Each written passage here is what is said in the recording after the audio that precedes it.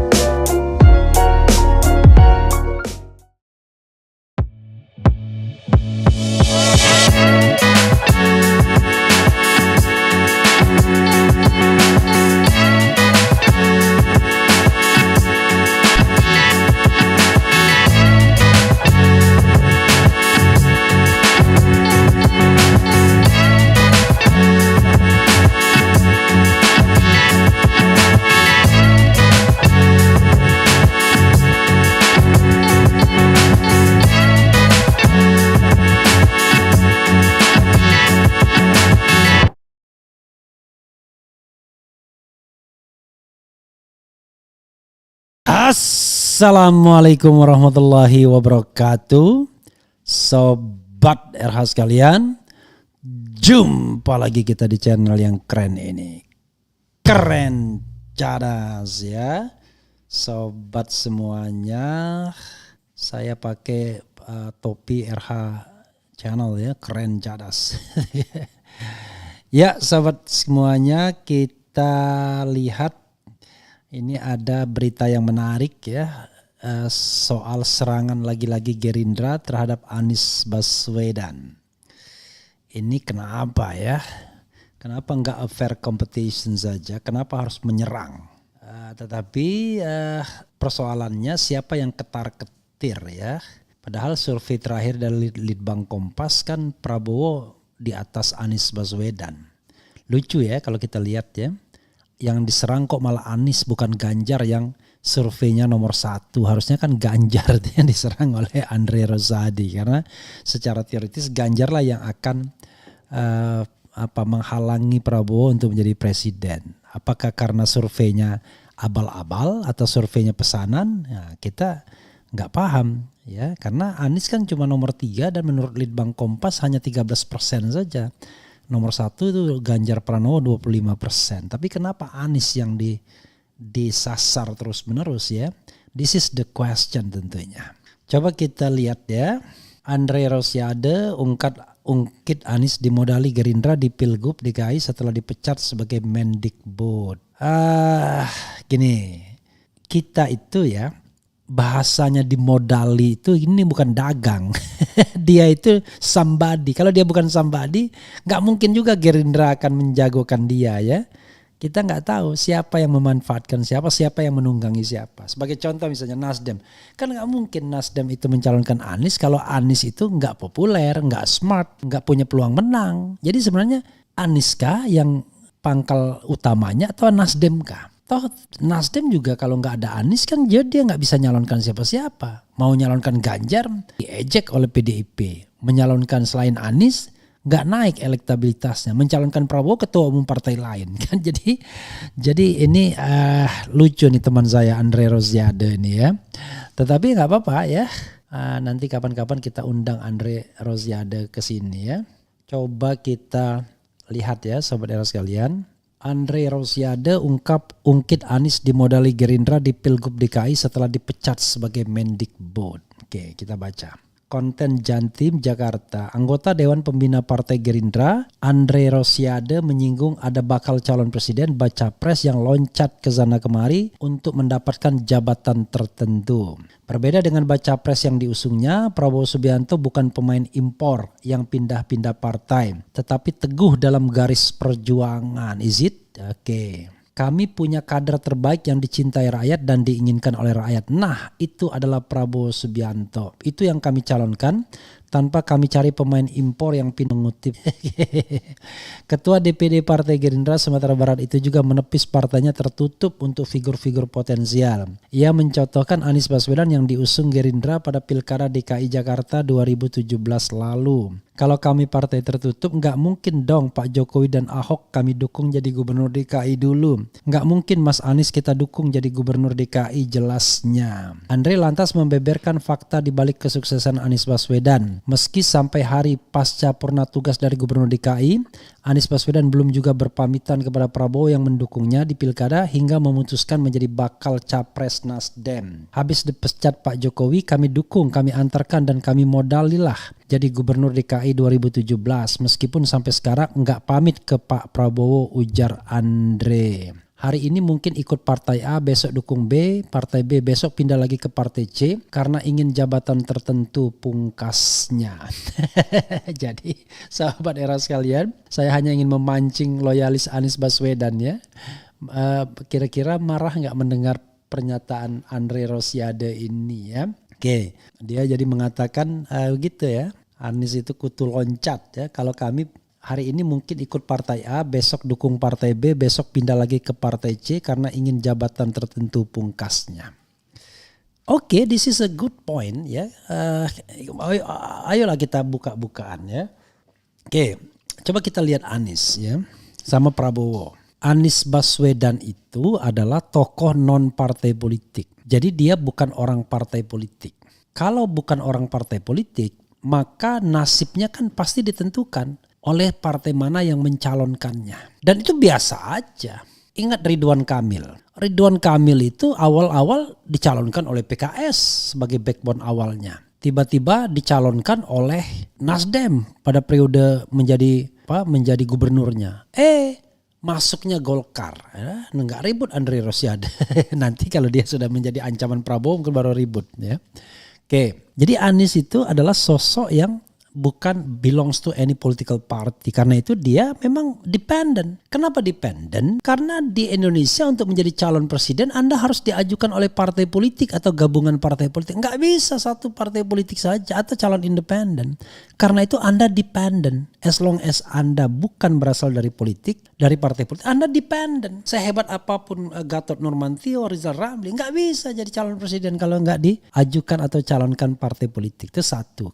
Dan partai politiknya nggak bisa satu juga. Ya, satu-satunya partai politik yang bisa mengajukan calon cuma PDIP. Gerindra pun terpaksa harus ngemis-ngemis dengan partai lain agar bergabung, ya kan? Dengan PKB misalnya. Ya, kalau PKB-nya nggak bisa Prabowo nyalon. Oke, itu satu. Jadi kalau misalnya di Pilkada DKI Anies dicalonkan oleh Gerindra dan PKS, ingat ya, Gerindra dan PKS, tidak hanya Gerindra saja. Lalu sekarang dia dicalonkan oleh Nasdem dan masih ada PKS-nya dan Demokrat, ya wajar. Karena Gerindra sudah mencalonkan Prabowo Subianto. Gak mungkin dia akan dicalonkan Gerindra. Jadi common sense saja. Nah, soal tidak berpamitan dan lain sebagainya kita nggak tahu. Itu kan fatsun politik, itu tata krama etika politik. Apakah iya harus berpamitan, ya kan? Toh cukuplah berpamitan kepada rakyat itu. Kecuali kalau dia nggak berpamitan sama rakyat. Karena pada dasarnya yang memilihnya itu rakyat. Gerindra belum tentu tidak memanfaatkan Anies Baswedan. Paling tidak naiknya suara Gerindra ada juga pengaruhnya dengan Pilkada DKI. Kan begitu Pilkada DKI. Jadi sahabat era sekalian, tidak boleh juga kemudian kita tidak balance melihatnya. Tapi kita akan coba lihat sebaik-baiknya ya. Oke. Jadi kalau misalnya Anies lompat-lompatnya lompat kemana? Nggak banyak lompatnya. Justru dia tidak lompat karena Gerindra tertutup bagi dia. Ya dia dicalonkan oleh 3 partai. Ingat dia dicalonkan, dia tidak melamar.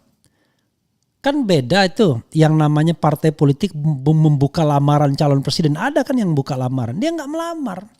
Dia dicalonkan. dicalonkan. Kenapa dia dicalonkan? Karena dianggap tokoh potensial. Seperti halnya Ganjar dicalonkan oleh Nasdem dan PSI. Dianggap tokoh potensial. Tuh yang perlu dicatat. Kalau Prabowo nggak dicalonkan siapa-siapa. Dia mencalonkan dirinya sendiri sebagai ketua umum Gerindra. Ya kan? Dia dicalonkan oleh dirinya sendiri ya sebagai ketua umum Gerindra. Nggak ada yang namanya internal demokrasi di partai politik. Oke, satu. Kedua, coba mari kita lihat sosok Prabowo Subianto misalnya. Kalau dibilang Prabowo tidak lompat, siapa bilang? Dia lompat juga.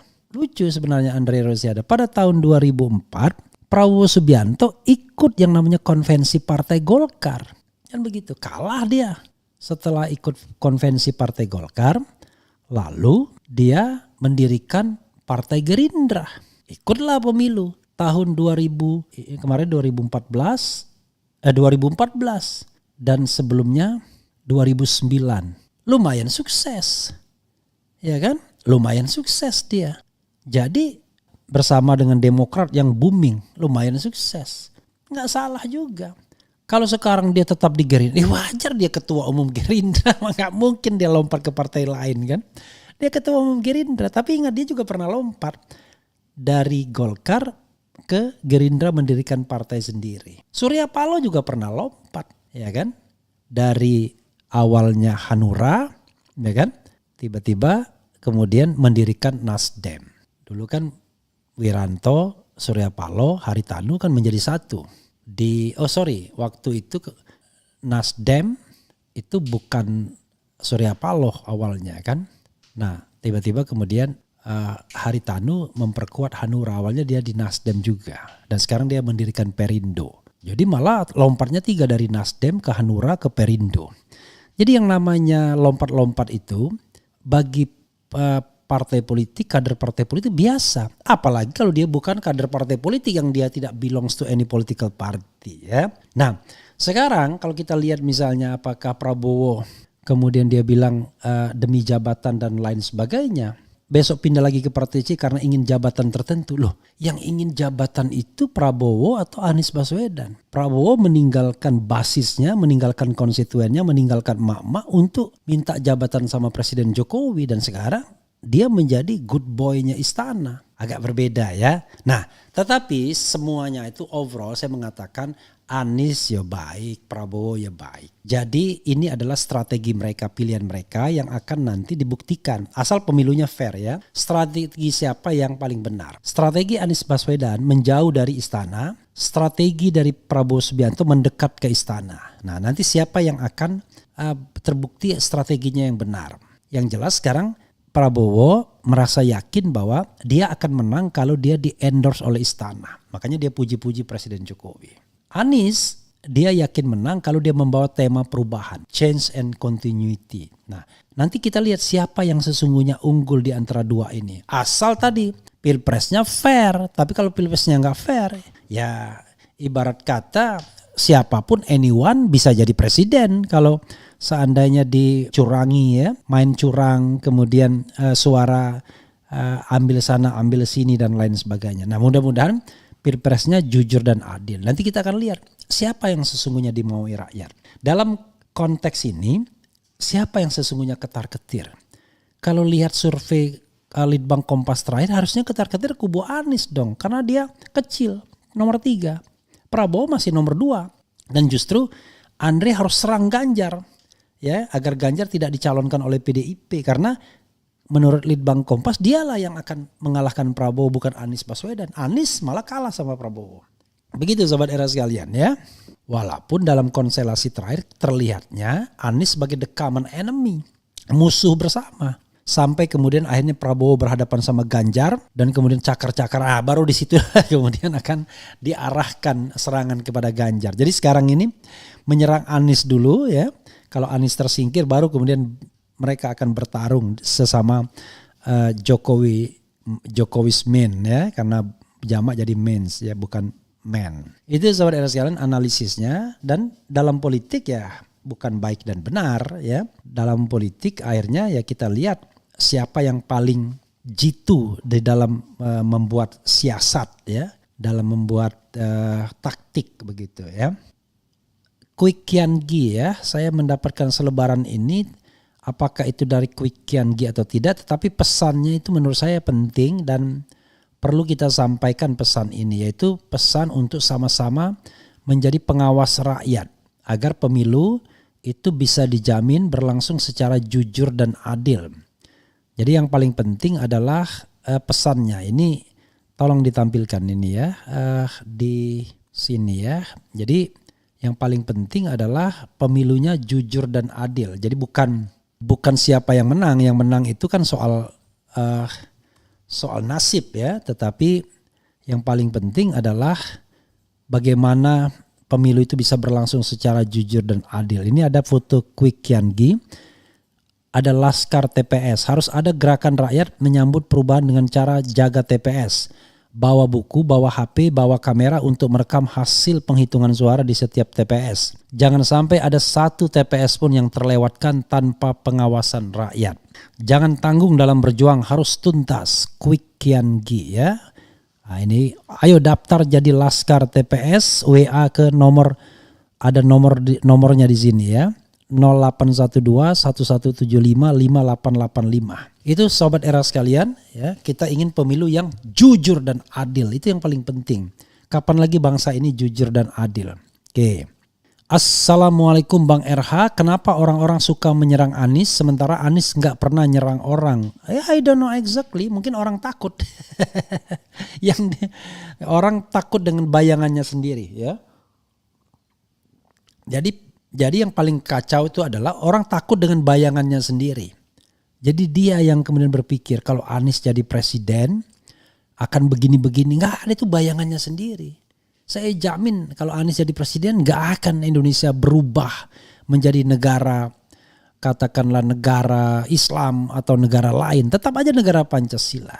Nah hanya memang kalau orang yang tidak sehaluan dengan Anies, ya barangkali akan tersingkir dari jabatan-jabatan politik yang dinikmati hari ini. Nah itu yang barangkali mereka tidak rela. Karena jabatan tuh nikmat boy, bos ya kan. Karena itu mereka nggak rela. Nah, tetapi yang namanya jabatan itu kan hanya persoalan dunia. Karena bagi saya asal negara ini sudah demokrasinya baik, insya Allah rezeki dari mana aja. Tapi kalau demokrasinya tidak baik ya sedih kita. Ngomong salah sedikit diincar ya kan, diadukan, dikriminalisasi. Nah saya ingat seseorang senior jurnalis yang mengatakan selain Orde Baru inilah pemerintahannya otoriter. Jadi saya juga merasakan dulu pada masa pemerintahan SBY orang mengkritik dia. Ya paling cuma sekedar SBY bilang saya prihatin ya. Nggak diapa-apain. Kalau sekarang waduh nyawa pun kita harus jaga. Jangan sampai kemudian tiba-tiba ada sesuatu hal ya. Itu yang harus kita pahami sobat era sekalian. Wassalamualaikum warahmatullahi wabarakatuh. Ciao.